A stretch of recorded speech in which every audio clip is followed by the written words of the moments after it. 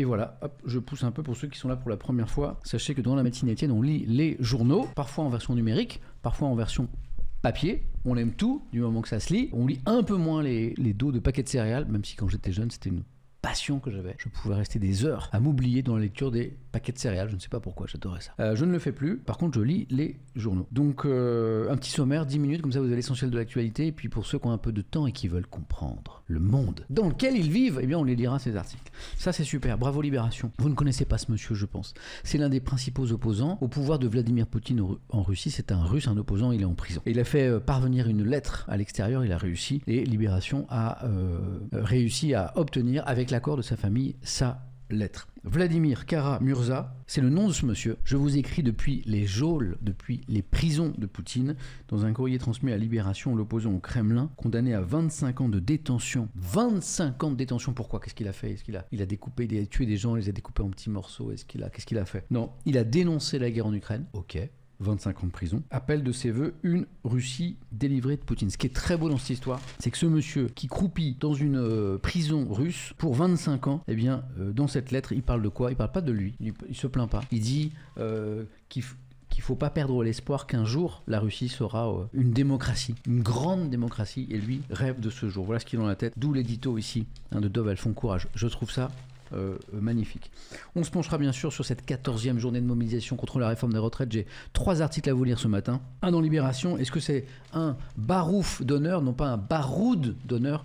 Joli jeu de mots de Libération, parce que les syndicats espèrent faire du bruit du barouf. Est-ce que c'est un barouf d'honneur pour la mobilisation? Est-ce que c'est la fin du mouvement, cette 14e journée, ou pas? Donc pas mal de journaux se posent la question. La plupart ont une réponse, vous le verrez. On lira Libération, on ira l'Humanité à ce propos. Elle n'est pas du tout d'accord, c'est absolument pas ni un baroud ni un barouf d'honneur, ça n'est pas terminé. C'est la secrétaire générale de la CGT, Sophie Binet, qui donne une interview à l'Humanité, qui dit cette réforme ne doit pas s'appliquer. Elle parle de la réforme des retraites, bien sûr. Ces derniers jours, vous avez été plusieurs à me demander de vous parler du conflit social actuellement à Disneyland Paris, donc on parlera de cette grève à Disneyland. Et puis, tiens, puisqu'on parle de conflit social, première grève dans l'e-sport. Quelqu'un qui essaierait de livrer un colis? A priori, non. Je dis que quand quelqu'un ne laisse pas un message, c'est que c'est pas important. Une grève dans l'e-sport aux États-Unis. Jeux vidéo face à un plan de licenciement. Les joueurs professionnels de la scène états-unienne, donc aux États-Unis, de League of Legends, ont refusé de reprendre le championnat. Vous avez... Comment ça, première grève dans l'e-sport? Il y en a déjà eu plein. Bah, c'est la question que je voulais vous poser, en fait. Et en fait, pour l'UMA, c'est la première grève dans l'e-sport aux États-Unis. Qu'est-ce que vous en pensez? Aux États-Unis, hein. Ça, bon, moi, j'ai pas la ref là-dessus, mais je trouve ça intéressant, quoi. Donc, ça se passe dans l'univers de LoL, de League of Legends aux États-Unis, et c'est vachement intéressant cette histoire. On en parlera tout à l'heure. Ça, c'est Libé, ça, c'est l'Humanité. On prend la croix, qui nous parle aussi de la réforme des retraites, la réforme malgré tout, c'est-à-dire 14e journée de la mobilisation contre la réforme des retraites, mais la réforme malgré tout, elle a été promulguée, cette réforme, certes sans être votée, 49.3, mais elle a été promulguée. Les premiers décrets d'application sont en train d'être pris. Voilà. Donc, c'est ce que nous dit la Croix, la réforme, malgré tout, il peut y avoir toutes les mobilisations du monde, la réforme, elle est passée. Il y a un édito là de la Croix qui est assez sauvage, en fait, qui dit que tout le monde s'y est un peu mal pris dans cette histoire, tout le monde, c'est-à-dire le gouvernement bien sûr, mais aussi quelque part le Parlement et les oppositions. Multivers, une jolie plume, celle de Jérôme Chaput, qui est le directeur de la rédaction de la Croix. Je pense que vous aimerez bien ça. Donc, beaucoup de papiers ce matin sur la 14e journée de mobilisation contre la réforme des retraites, et puis hier, il y a eu des annonces vers 17h qui étaient extrêmement attendues du gouvernement sur la crise du logement en France. Donc des annonces très attendues sur le logement. Hier, il y a une vraie crise du logement en France. L'immobilier qui est trop cher, les gens qui n'arrivent pas à se loger, les loyers qui sont trop élevés, un cercle vicieux, les gens ne peuvent plus acheter avec les taux d'intérêt qui remontent. Enfin, beaucoup de personnes ne peuvent plus acheter avec les taux d'intérêt qui remontent. Du coup, ils restent dans leur logement, souvent qu'ils louent, et du coup, les appartements ou les maisons à louer sont moins nombreuses. Bref, c'est une catastrophe. On attendait, le secteur en tout cas de l'immobilier, de la construction, attendait des mesures fortes hier et a été très déçu. Donc on lira ça avec un papier assez étonnant des Échos, en mode c'est bien cette crise du logement en France là, que ce soit bien galère, parce qu'en fait peut-être que tout ça va faire baisser le prix de l'immobilier et que du coup ça va rendre le logement plus abordable en France. Bon, c'est une analyse qui est surprenante, mais pourquoi pas? Je voulais vous la soumettre. Je vais vite parce qu'on est dans le sommaire. Oui, bon... On ne marque pas la culotte le chef de l'État et si le président, on n'épie pas ses moindres faits et gestes. Là, j'ai hésité. Bon, il y a des déplacements en ce moment du président Macron. Voilà, ici, hier, c'était en Normandie, au Mont Saint-Michel, pour les 1000 ans de l'abbaye. Il y en a d'autres sur la thématique de la Seconde Guerre mondiale en ce moment. Donc, le Figaro nous fait un article sur Macron qui invoque l'histoire, vous le voyez, pour faire oublier la crise. L'échappatoire de la mémoire. Bon, c'est pas inintéressant.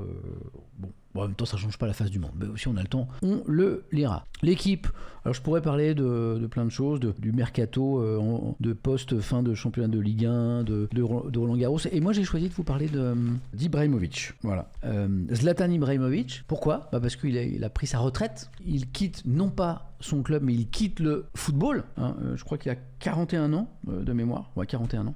Hier matin, on a vu une séquence, mais hyper émouvante d'Ibrahimovic, qui est pas trop un mec qui s'est mis en avant, qui a mis en avant ses faiblesses, sa fragilité et ses pleurs, et qui était en larmes, avec le visage de ses coéquipiers qui était également extrêmement touché, et puis qui a eu des mots assez forts, quoi. Voilà, donc c'est fini pour il ne zlatanera plus, nous dit Exutoire exactement. Ce qui m'a intéressé dans ce portrait, c'est qu'il y avait en peu de mots un beau résumé de sa carrière, c'est bien écrit. Merci Régis Testelin. Et la chute du papier nous rappelle d'où vient Zlatan. D'où vient Zlatan Ibrahimovic, son enfance, voilà, les conditions pas faciles, et comment il s'est construit malgré ses débuts dans la vie qui étaient un peu compliqués. C'est ce qui m'a intéressé. Ça n'est pas tout, il y a plein de choses. Vous êtes quelques-uns depuis ces dernières semaines à m'avoir interrogé sur Kick, la nouvelle plateforme venue concurrencer Twitch. Bon, moi j'avais lu là-dessus ce qu'en disaient les réseaux sociaux, le fait que le groupe propriétaire a une activité dans les casinos en ligne, et donc Kick avec aussi une modération, souple, voilà. Donc j'ai vu ce qui s'en disait sur les réseaux, notamment de la part d'autres streamers. J'étais assez surpris de trouver un tiers de page dans le Figaro Économie, s'il vous plaît, sur cette nouvelle plateforme qui entend concurrencer Twitch. Voilà, une modération modérée, on peut dire, dit Darussan, on va dire ça comme ça. Je prends le dernier article dont je voulais vous parler.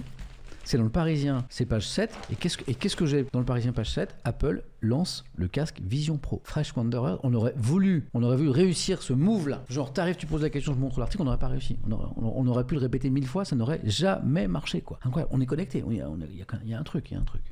C'est de folie. Dans le monde, des petits trucs sympas aussi. Dernière édition du Monde, une histoire de fou. Vous avez peut-être entendu parler de ça. La recherche d'enfants perdus dans la forêt amazonienne tient la Colombie en haleine. C'est une histoire de fou. L'inattendu succès de Trash Talk, le site impertinent consacré à la NBA. Le média français aux côtés sale gosse assumé, créé en 2012 autour du basket américain, sur 1 million de followers sur les réseaux sociaux. Ça fait un moment que je vois passer des trucs de Trash Talk, là, que j'ai bien compris que ça parlait de basket, mais en vrai j'ai jamais trop compris ce que c'était. Enfin, grâce au Monde, j'ai compris à peu près de quoi il s'agissait, l'histoire un petit peu de ce site, qui sont les personnes qui l'ont lancé, et j'apprends que les gars là de Trash Talk, dans l'article du Monde là, eh ben, ils ont passé un petit deal avec France Télévisions pour... tout le monde est au courant sauf moi.